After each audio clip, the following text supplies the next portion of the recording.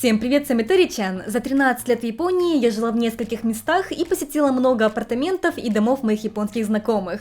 Поэтому сегодня я покажу вам 20 необычных предметов, которые можно найти в японском доме. Поехали! Первое — это, конечно же, японский туалет. С уверенностью могу сказать, что почти в любом японском доме туалеты с кнопочками. Японские туалеты — это настоящее произведение искусства. Мало того, что сам по себе туалет продуман и сделан так, чтобы ваши дела плавно спускались туда, куда нужно, а не где-нибудь там по пути застревали. Именно поэтому редко в японских туалетных комнатах есть ёршики, они просто не нужны.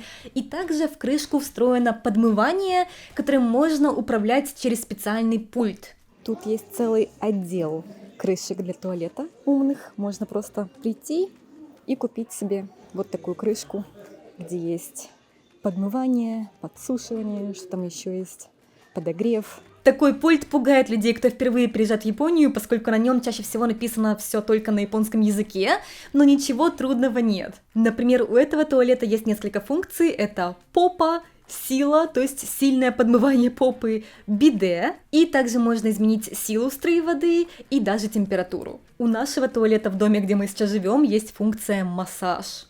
И я все боюсь ее использовать. Но я думаю, что, скорее всего, это просто пульсирующий приток воды. И у меня вопросы, зачем эта функция?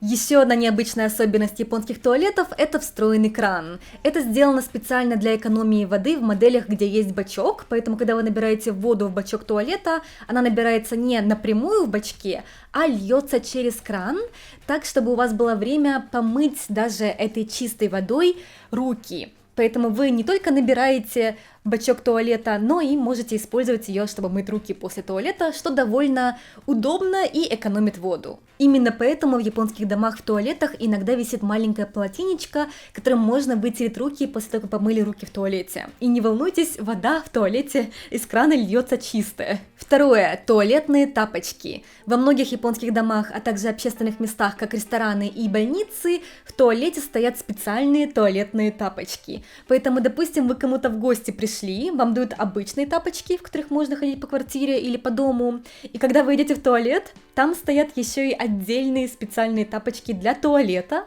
в которые нужно переобуться из обычных тапочек и уже в них ходить по туалетной комнате. Это делается в целях гигиены, чтобы не разносить туалетную среду тапочками по всему дому. И также, допустим, если вы в ресторане, где нужно снимать обувь, а таких ресторанов в Японии довольно много, чтобы вам не нужно было снова завязывать ваши шнурки, вашу обувь надевать и идти в туалет, обычно есть специальные тапочки для гостей, чтобы вы могли быстро добежать, куда вам нужно. Третье — это пульт управления ванной. И это, наверное, самая классная функция в японском доме, которая есть почти у каждого японца. Вам не нужно смешивать холодную и горячую воду для получения комфортной температуры.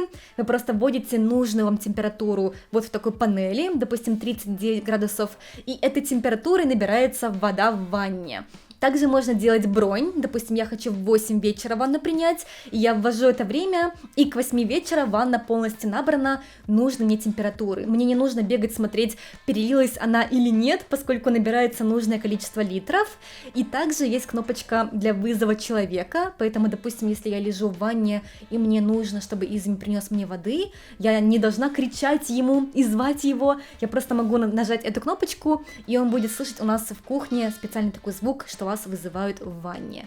Кроме этого, допустим, вы очень долго лежите в ванне и уже вода остыла, вам не нужно еще раз добавлять горячую воду из крана, вы просто нажимаете кнопочку вторичного подогрева, и вода циркулирует в ванне, подогреваясь. Четвертое — это ванный стул. Возможно, кого-то это удивит, но японцы принимают душ сидя на стуле. И мне кажется, что это гениально. Зачем стоять, когда вы душ принимаете, если можно сидеть? Поэтому японцы обычно до приема ванны, сидя на вот таком вот стульчике, принимают душ и уже полностью чистые залазят в ванну, где они просто греются.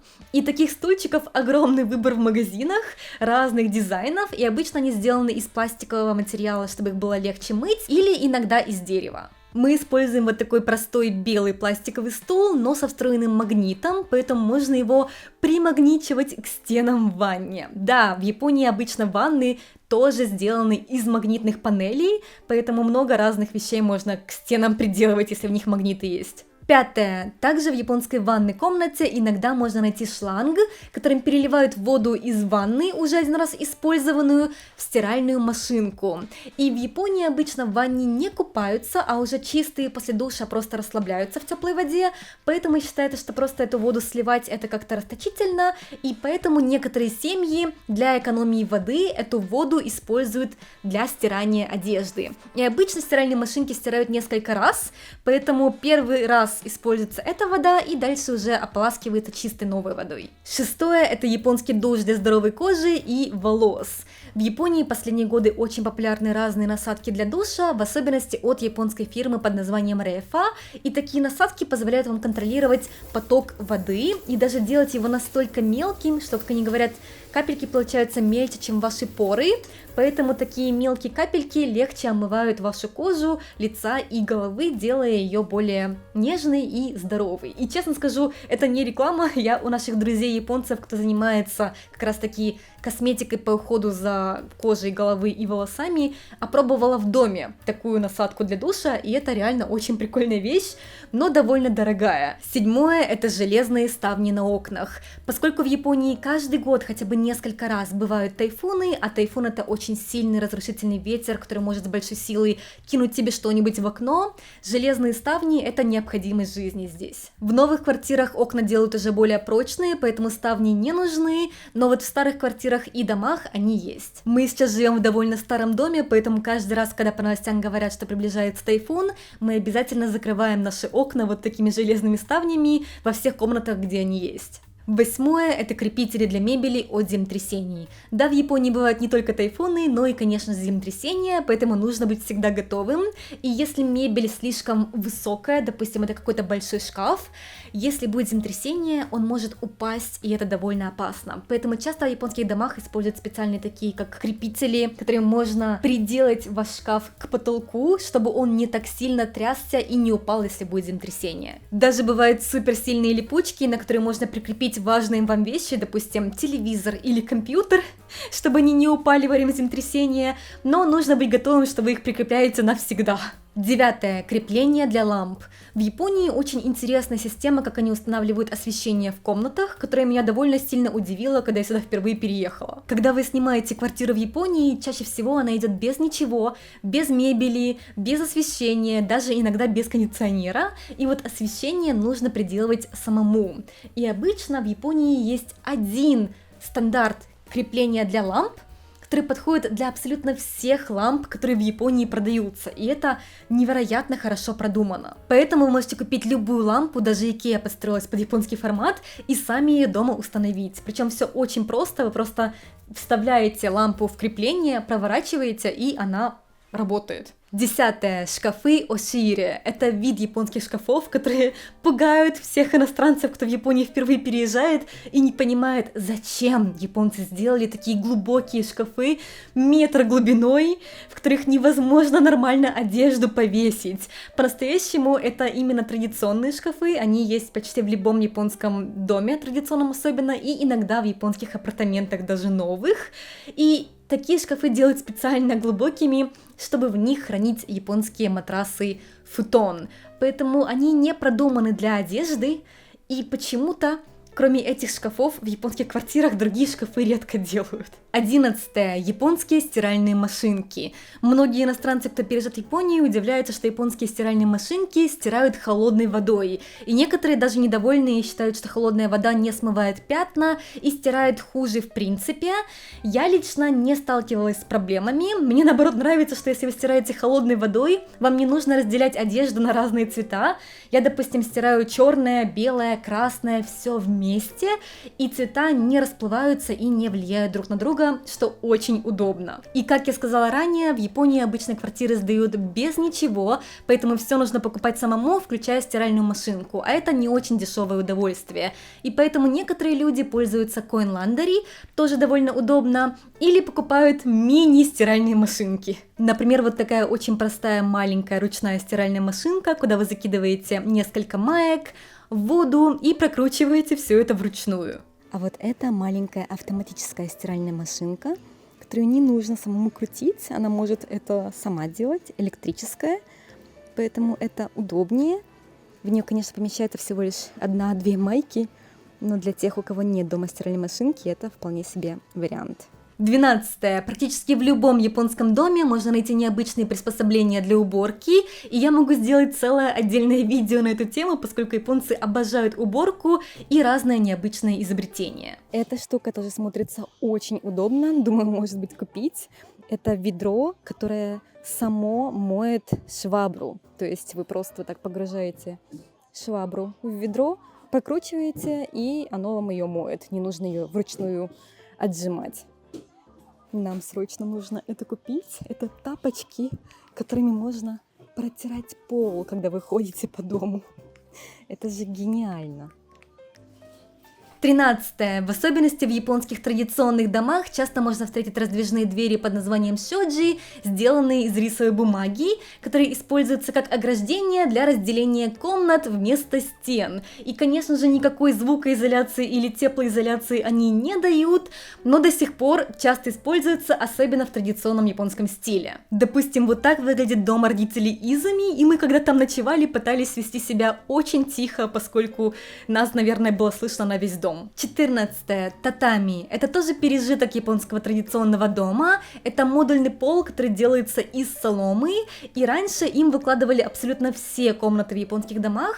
В наше время часто используют линолеум, и уже только одну комнату делают с японским полом татами под названием вашицу, японская традиционная комната. Японцы делятся на любителей татами, кто любит такие японские комнаты, поскольку любит более приземленный образ жизни, спать на полу, сидеть на полу, использовать низкие столы, и тех, кто не очень любит татами, поскольку за этим полом трудно смотреть. На него нельзя ставить тяжелую мебель, которая может его повредить, также там могут завестись разные маленькие насекомые, поскольку все-таки это сено, и также оно даже может заплесневеть. 15. Футон. Кто давно на этом канале, наверное, не раз в моих видео видел футон. Это такой матрас, на котором японцы обычно спят на полу. Это тоже пережиток старых времен, когда в Японии особо не использовали мебель, тем более кровати, но даже в наше время есть много людей, кто предпочитает спать на футоне, на матрасе на полу, и говорит, что это полезнее для здоровья, чем спать на кровати. Я не уверена. Мы какое-то время спали на матрасе, но мне лично комфортнее на кровати, поэтому мы уже более такие современные в этом плане. Но однозначно это довольно прикольный опыт остановиться в японском традиционном отеле и там поспать на футонах. 16. Также, особенно в японских традиционных домах, можно часто встретить алтарь. Это специальное отведенное место в японской комнате для почтения предков, где стоят фотографии умерших родственников, также место для свечек и для благовоний, и иногда даже прах умерших родственников там может стоять. Например, в доме родителей Изуми есть вот такой вот алтарь с фотографиями бабушки и дедушки Изуми, и каждое утро родители Изуми ставят свечку и даже иногда преподносят еду как уважение предкам. И когда мы приезжаем как гости, мы тоже должны показать наше уважение, поставив свечку и вот такие вот благовония. И также, если мы привезли какие-то подарки родителям Изуми, мы не сразу ставим их на стол, а вначале ставим их к алтарю, тем самым показывая наше уважение предкам и как будто даря им эти подарки, и уже дальше можем есть эти печеньки все вместе. 17. Забутон. Поскольку в Японии издавна существует культура татами и жизнь японцев была ближе к полу, традиционно использовали не стулья, а специальные подушки под названием забутон. Это именно специальные подушки для попы, которые бывают разной формы, бывают большие и мягкие, бывают тонкие и плотные, но на них намного удобнее сидеть, чем просто на татами попой сидеть, и даже в наше время их часто используют в домах, если есть дома пол татами, или сидят на них за низкими столами. По размеру этого отдела с подушками для пола забутон можно понять, насколько в Японии это популярно. Конечно, не в каждом японском доме в наше время сидят на полу, но все еще много домов, где используют вот такие подушки забутон. Особенно в японских традиционных комнатах, где находится пол татами. 18. Напольные кресла. Вот такие кресла в Японии очень популярны, опять же, из-за культуры татами и сидения на полу, но в наше время их используют не только на полу татами, но и в любой комнате. Такие низкие кресла — это реально очень удобно, но главный минус, если ты сел, потом встать очень тяжело.